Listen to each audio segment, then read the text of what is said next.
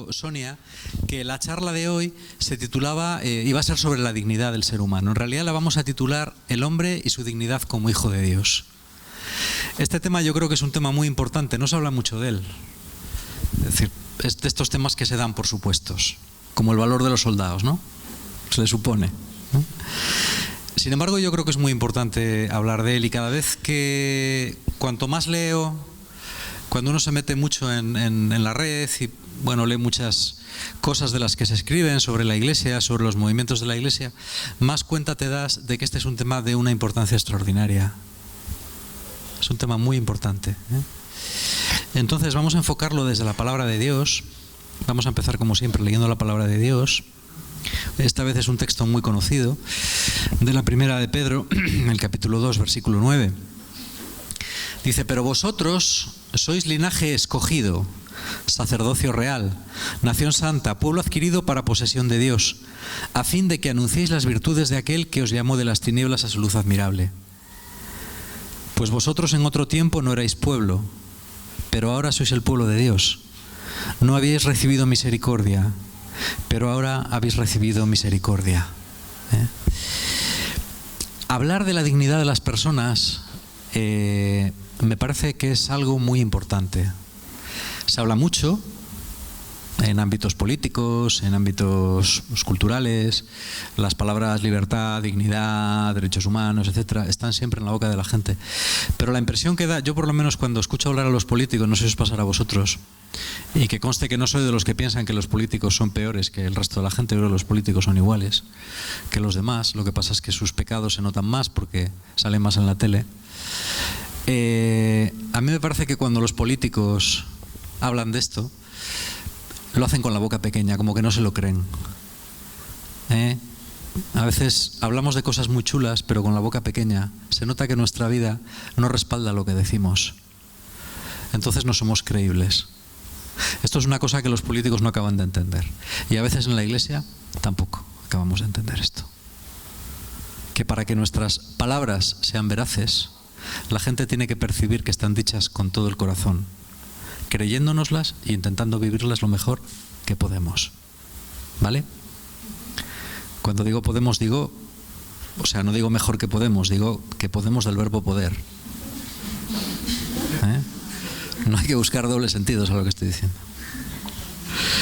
Bueno, el tema de la dignidad humana se ha tocado muchísimo en la filosofía, pues desde la antigüedad hasta desde Epicteto hasta Santo Tomás, prácticamente de una manera u otra muchos filósofos han hablado de la dignidad de los seres humanos. Yo creo que el que más ha influido posiblemente ha sido Kant, En la famosa fundamentación de una metafísica de las costumbres, él habla de la dignidad del ser humano, y es muy importante lo que él dice, porque de ahí se ha cogido prácticamente las declaraciones de los derechos humanos que hoy en día andan diciéndose por ahí, ¿no? Kant distingue, y esto es muy importante, no me voy a meter en filosofías aquí ahora, pero es importante que entendamos esto, distingue entre el valor y la dignidad, porque la dignidad es un valor intrínseco de la persona moral y no admite equivalentes. La dignidad humana no tiene equivalentes, no se puede comparar a nada, ¿vale? No puede ser confundida con ninguna cosa ni con ninguna mercancía, porque no se puede intercambiar por nada. La dignidad humana es inintercambiable y invendible en sí, ¿vale? Porque lo que no puede ser reemplazado ni sustituido no tiene precio, tiene dignidad. Lo que sí puede cambiarse o sustituirse no tiene dignidad, tiene precio. Esta distinción que Kant hace es muy interesante. En el mundo actual otros filósofos como Habermas han hablado mucho también de la dignidad humana. En fin, no nos vamos a meter en este tinglao. Simplemente darnos cuenta de que es algo que está en la raíz de lo que somos y está también en la raíz de lo que es esta sociedad, ¿no? Bueno, yo creo que tenemos que tener en cuenta una cosa. Voy a hablar un poco a nivel teórico, después vamos a ir bajando un poco más a la tierra y a cuestiones prácticas, que es lo que nos interesa, ¿vale? Todos los hombres tienen una dignidad intrínseca. Todos. Absolutamente por el hecho de nacer. O mejor dicho, por el hecho de ser engendrados. Habermas dice que solamente tienen derecho los nacidos.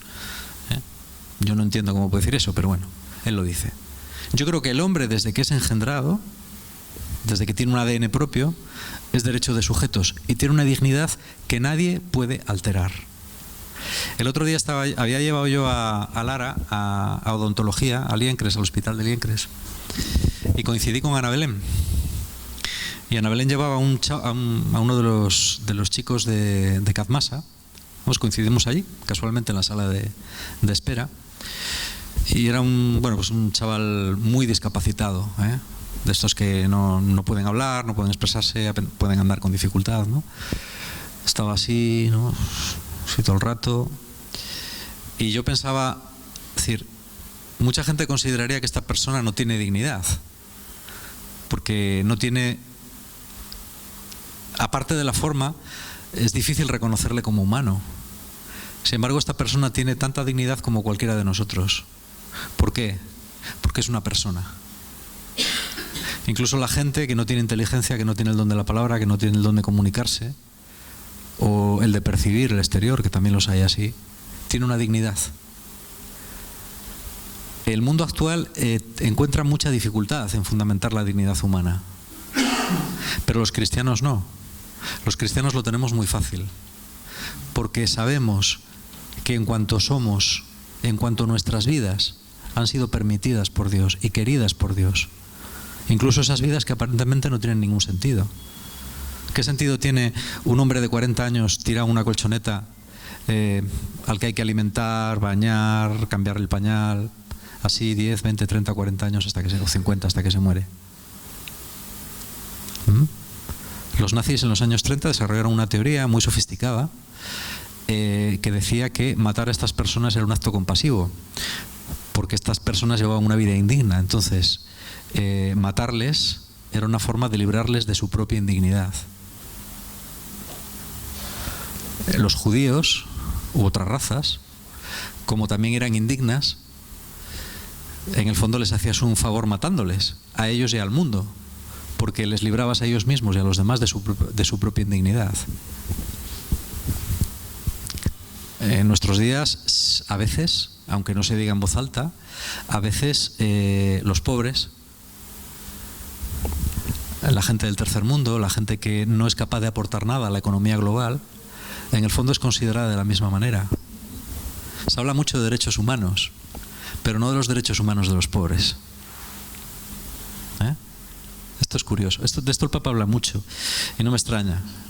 Ya era hora de que se hablara de esto con toda esta claridad, ¿no? Todos tenemos una dignidad intrínseca, pero además tenemos una dignidad adquirida. La dignidad adquirida es lo que tú haces con tu vida. Hay gente que con su vida hace un desastre de vida. Se comporta indignamente consigo mismo y con los demás. No adquiere dignidad. Digamos que no adquiere valor añadido a lo que es. Sin embargo, esta gente sigue teniendo derechos. Un terrorista sigue teniendo derechos. Y cuando potencias o políticos, ¿no?, como la administración Bush, durante la guerra del Golfo y después, torturaron a personas, cambiaron el lenguaje, realmente esta gente demostró que ellos tampoco tenían dignidad, porque los terroristas siguen siendo objeto de dignidad, hasta la peor de las personas. Y cuando tú quitas esa dignidad a los demás, pierdes la tuya. El gobierno americano perdió toda su dignidad, no tiene absolutamente ninguna autoridad moral. Cuando Gandhi hizo la batalla de la sal, que consistía en desobedecer una ley del Imperio Británico, una ley injusta, por la cual solamente podías comprar sal al Imperio Británico en vez de conseguir sal en las playas de la India, que es súper fácil, porque hace mucho calor, el agua se evapora enseguida y tienes la sal. Gandhi avisó de que iba a ir a quebrantar la ley, el ejército británico estaba esperando, y entonces ellos lo que fue pasar de dos en dos, los británicos les pegaban un porrazo en la cabeza y iban cayendo, ¿no? Entonces había muchos periodistas cubriendo aquel evento, y uno de los periodistas, yo no sé si fue en verdad, creo que sí, él proclamó una verdad que es contundente. Él dijo: a partir de este momento, el señor Gandhi ha vencido al Imperio Británico en términos de dignidad. porque han avisado, porque han soportado la violencia y porque no se han defendido. A partir de este momento, la India es libre. Ya no hace falta que los británicos le den la libertad. La India es libre porque la India es moralmente superior. A esto me refiero con la dignidad adquirida. La dignidad adquirida es lo que tú haces con tu vida. Y hay gente extremadamente digna, es decir, hay gente a la que todos querríamos parecernos y hay gente a la que no querríamos parecernos en absoluto. Eso es un poco lo que hacemos, ¿no? Por eso yo es una cosa que pienso mucho y le doy muchas vueltas. Siempre en la teología cristiana siempre ha habido como una tensión entre dos polos, ¿no? Siempre, desde los inicios, que son el polo de la libertad y el polo de la gracia. Por ejemplo, hay movimientos que son muy de la libertad y muy de la voluntad. Normalmente los movimientos católicos neocom, muy conservadores, son muy de la voluntad. Los jesuitas, por ejemplo, tradicionalmente han sido muy de la voluntad. Otros movimientos, como la renovación carismática, han sido de la gracia. Todo es gracia, todo es misericordia, ¿no? Bueno, encontrar el justo medio es imposible. Se han escrito millones de toneladas de libros sobre este tema desde los orígenes del cristianismo. Pero, aunque es verdad que sin la gracia de Dios no podemos ir a ninguna parte, yo cada vez le doy más importancia a la voluntad. Yo que he sido muy de los de la gracia. Es importante la voluntad. Yo no sé hasta qué punto la libertad de las personas está limitada por su vida, ¿no? Estos días he escuchado la famosa canción de Elvis, In the Ghetto, ¿eh? O sea, que dice, "This is no flies". Bueno, habla de un niño que nace en un suburbio de Chicago, ¿no? Y como ese niño ya desde el principio está condenado a morir, como de hecho muere al final de la canción. Es verdad. También es verdad que hay gente que nace en guetos de Chicago y terminan en Princeton o en Stanford. Qué misterio, ¿verdad? Yo creo que Princeton y Stanford son dos universidades muy importantes de Estados Unidos. Muy prestigiosas. Yo creo mucho en la libertad de las personas. Yo creo que con nuestra libertad podemos hacer mucho.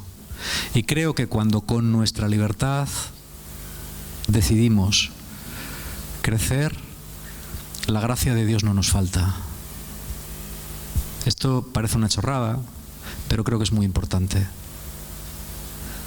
Cuando con nuestra libertad, cuando usamos nuestra libertad para decidir, la gracia de Dios no nos falta.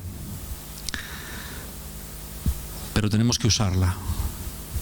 Yo me doy cuenta de que muchas veces, por razones que se nos escapan, las personas decidimos no usar nuestra libertad y nos quedamos ahí. Y no nos movemos. Y no crecemos. Y no salimos de determinadas situaciones. Y la gracia de Dios no nos falta. Porque si nos faltara la gracia de Dios, entonces caeríamos en el predestinacionismo, ¿no? Bueno, pues yo como nací malo, pues moriré malo, porque como Dios me destinó así a ser malo, ¡pum! ¡Hala! Te maté. No tengo culpa ninguna porque soy malo. O como aquellos protestantes del siglo XIX, ¿no? Que cazaban indios por deporte mientras iban en el Western Pacific, porque como de todas formas ellos estaban salvados, indio más, indio menos, Dios tampoco se iba a preocupar por eso. Qué fuerte. No, yo como estoy salvado, porque evidentemente estoy salvado, ¿cómo no voy a estar salvado yo? Pues ya está. Lo que haga no me va a afectar. Bien, yo creo que es muy importante que en el mundo y sobre todo en la Iglesia, y lo digo porque en la Iglesia no siempre hemos respetado la libertad de las personas, ni en los movimientos de la Iglesia. Es muy importante que aprendamos a respetar la libertad de las personas. Porque si no hay capacidad de elección, no puede haber mejora. Porque tu sí no vale para nada si no tienes la posibilidad de decir no. Es como cuando te dicen, no, tus opciones son sí o sí. Y tú dices, vale, sí. Y dices, muy bien, muy bien. Si tú no tienes la opción de decir no, tu sí no vale nada. ¿No?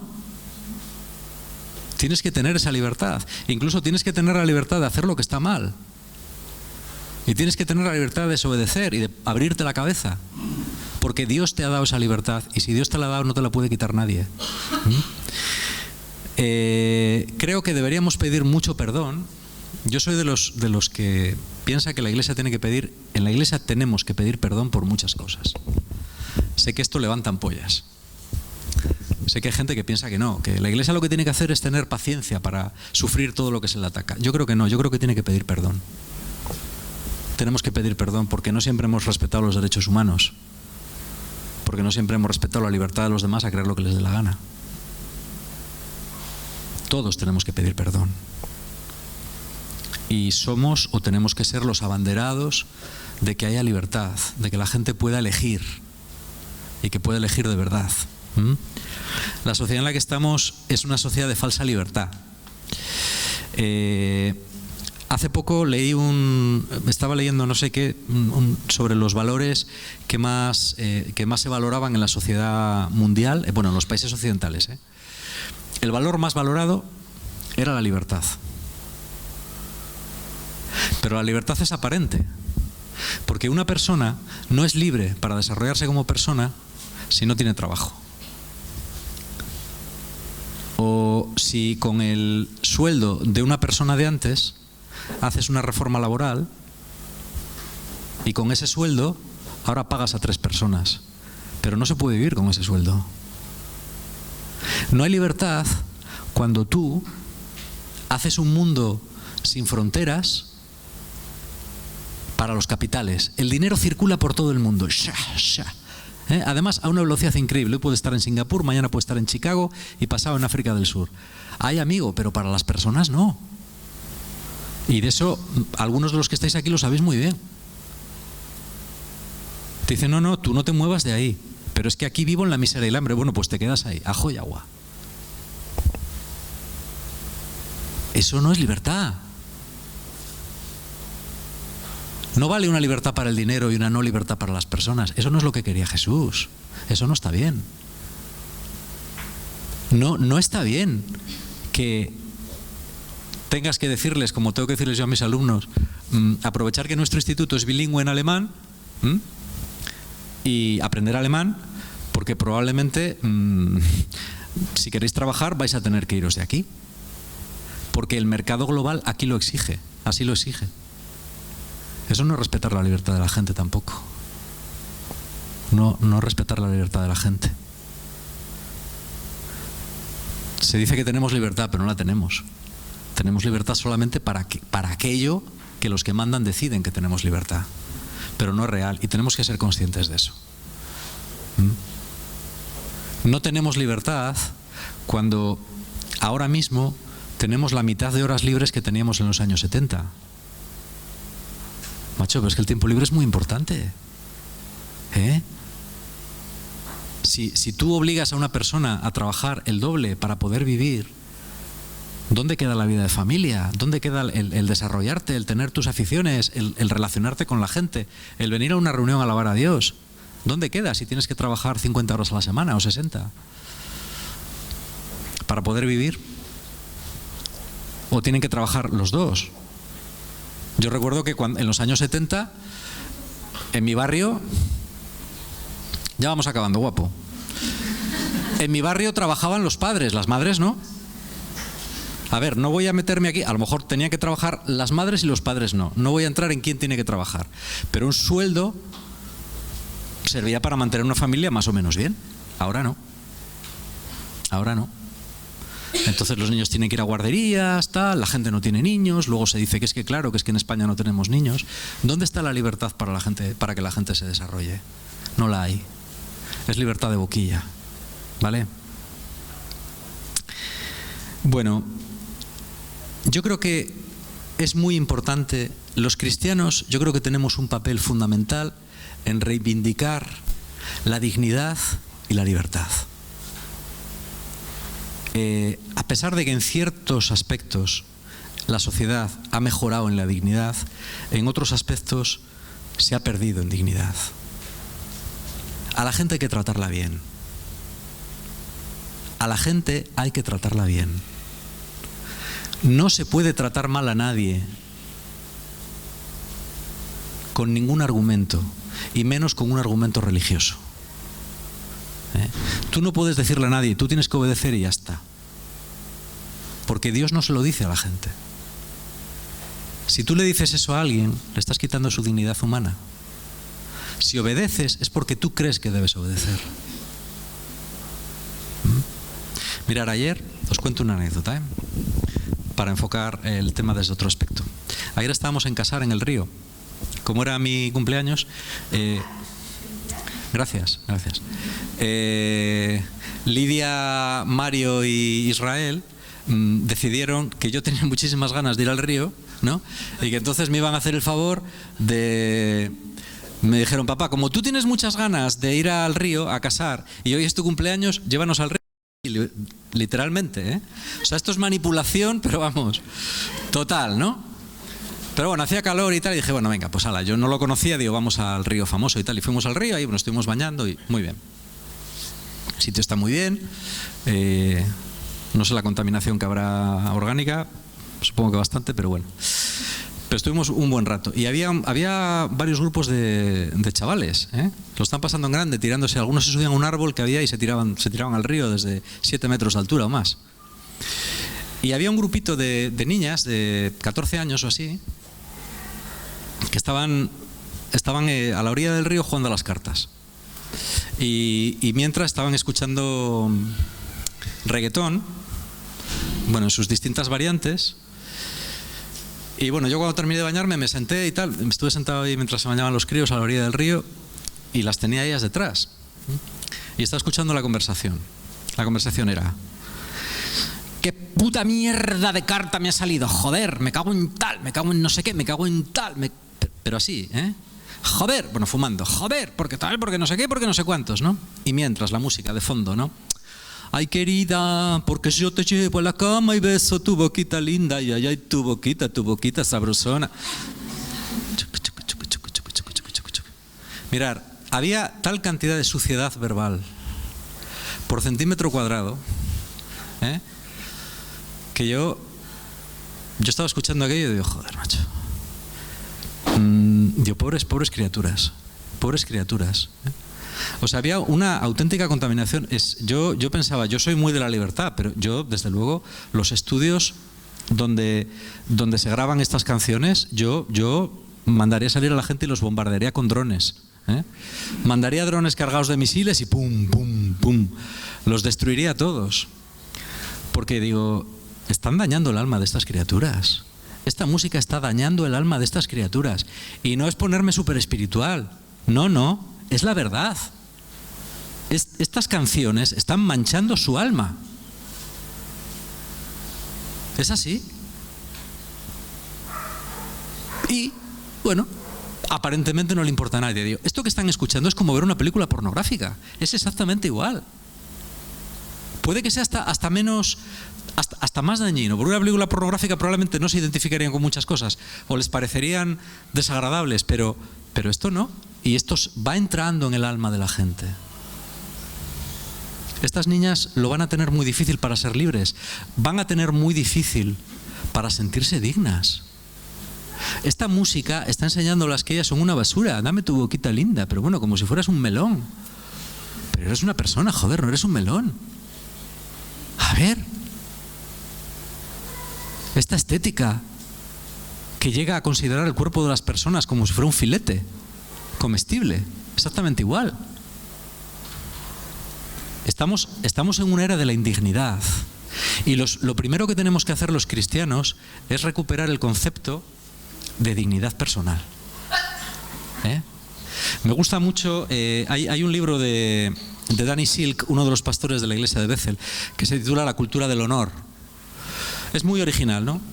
Es recuperar la cultura del honor, es recuperar una cultura que insiste en la dignidad de las personas, que nadie puede manipular, y que insiste en que las personas somos enormemente dignas y no vale cualquier basura para nosotros, ni a nivel educativo, ni a nivel artístico, ni a nivel estético.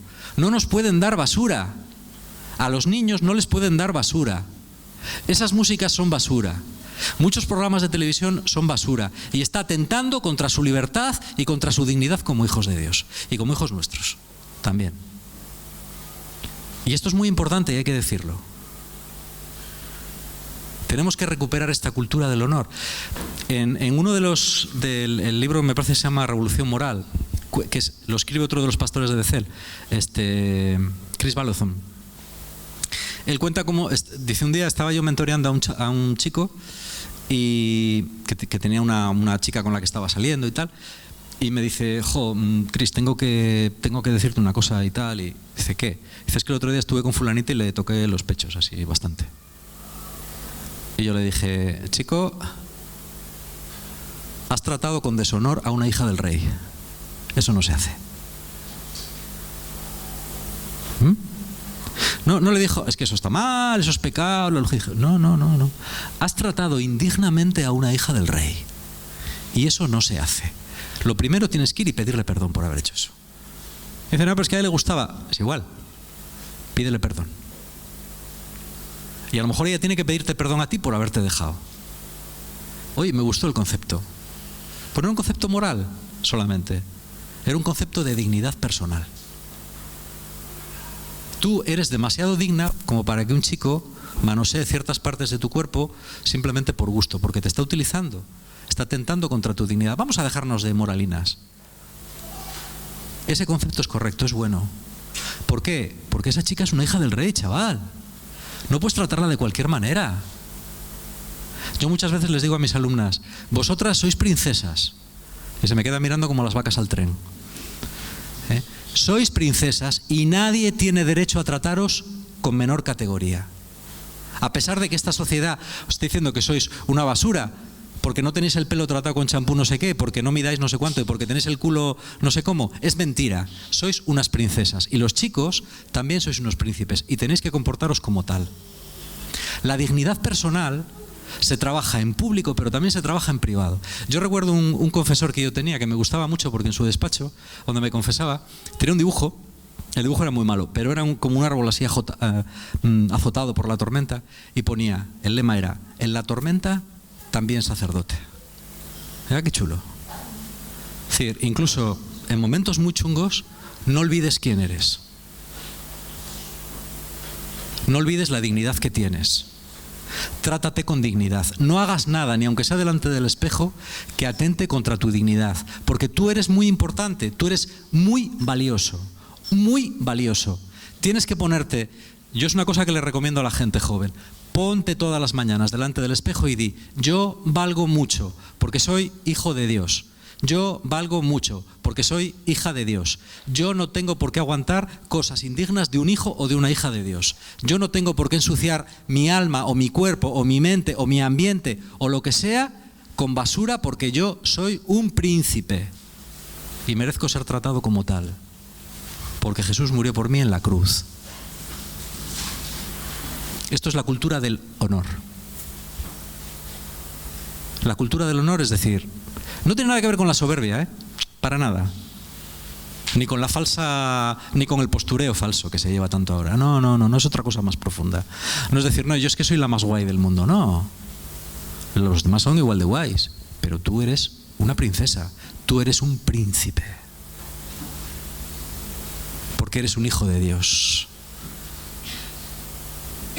Y no mereces nada menos que ser tratado como tal.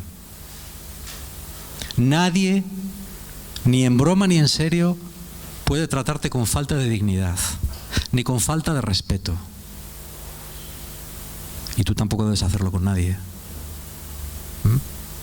Estos valores yo creo que son muy importantes y yo creo que yo quiero insistir mucho en ellos porque yo creo que tienen que ser una de las cuestiones fundamentales de nuestro movimiento, ¿no? De nuestra comunidad. Trata a las personas con honor, porque se lo merecen, hombre, porque se lo merecen. Trata bien a la gente, no trates mal a la gente. Yo cuando veo que se desprecia o se ridiculiza a alguien, me pongo fatal, Ha llegado un momento, a lo mejor yo me paso, yo no digo que... Yo, por ejemplo, ya no puedo ver películas de tiros, porque me deja mal, digo, pero ¿cómo que? O películas, aunque sea en plan película, ¿no? En las que se humilla gente o se trata a la gente mal. Digo, esta es una mala pedagogía. No debemos enseñar a los niños videojuegos en los que se destruye. Yo con los míos tengo una verdadera lucha a veces, ¿no? Cuando juegan con la Play, juegos destructivos, juegos en los que se destruye, en los que, bueno, es una broma, es mentira, en una película también es mentira, pero vamos aprendiendo un lenguaje.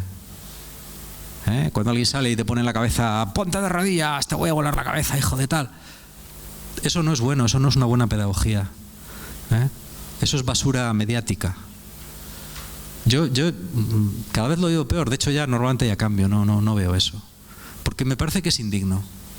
Y esas cosas acaban manchándote también. ¿Por qué vamos a permitir eso? Bien, de la misma manera, y termino con esto, no hay que tratar a los demás con suficiencia o con paternalismo.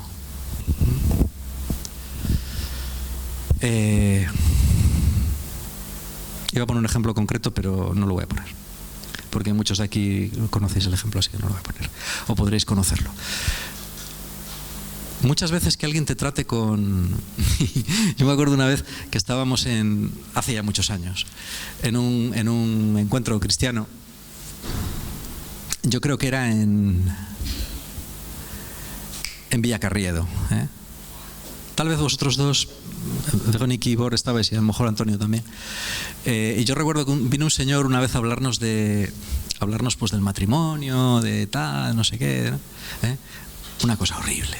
O sea, era un hombre muy majo el pobre, pero es que vivía en las nubes, o sea, no sabía dónde estaba, ¿no? Y estaba yo comentándole a alguien no sé qué, y se me acerca y me dice, yo tenía 25 años, me dice, tú eres el revoltoso del grupo, ¿eh? Digo, joder, me dio una vergüenza ajena tremenda, ¿no? Esto a mí no me gusta el paternalismo, a veces pienso por qué Jesús prohibió llamar a nadie padre. No hemos respetado eso. Llamamos padre a la gente. Padre tal, padre Fernando, padre igual. Pero Jesús dijo que no llames, en este mundo no llames a nadie padre, porque solo tenéis un padre que está en los cielos. Eso está escrito. Quizás es un poco por evitar esto, ¿no? Yo a veces ves en ciertos grupos cristianos o en ciertas congregaciones religiosas, ves como que a veces hemos fomentado un estilo infantil, ¿no? O sea, ves a veces en las monjas, yo qué sé, ¿no? Pues delante del Papa, ¡ay, Santo Padre, ¿no? Es simpático, pero no es testimonial. No es testimonial, Tengo ganas de decirlas, joder, que sois mujeres. Coño. Hechas y derechas, No, sois mujeres. No. O cuando hablas con alguien, ¿no? Y te trata... Yo a veces me he sentido tratado así, es decir, hablas con un obispo, con un cardenal o tal, y te trata un poco... Decir, bueno, hombre, sí, vale, tú tienes una dignidad, pero somos iguales en el bautismo, ambos somos hijos de Dios, Los dos somos pecadores. Bueno. Cuando a veces en las comunidades o en los conventos ves a los superiores, a los fundadores, a esa especie de reverencia de... Hombre, está bien un respeto, yo creo que el respeto es bueno.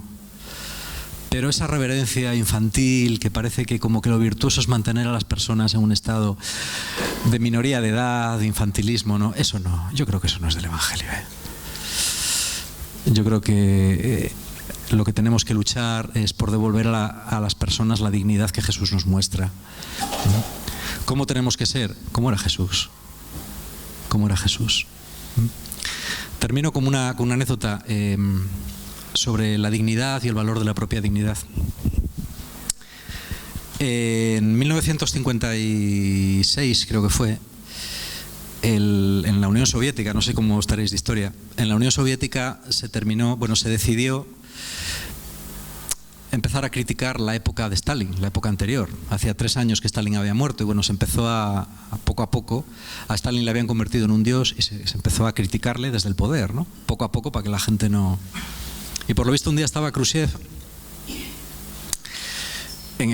hablando al Politburó o al Soviet Supremo, no sé, Varsovia Supremo sería, porque eran muchos. Y estaba hablándoles de todo lo que había hecho mal Stalin, ¿no? Porque el camarada Stalin cometió asesinatos, cometió crímenes, y él había sido uno de los ministros de Stalin.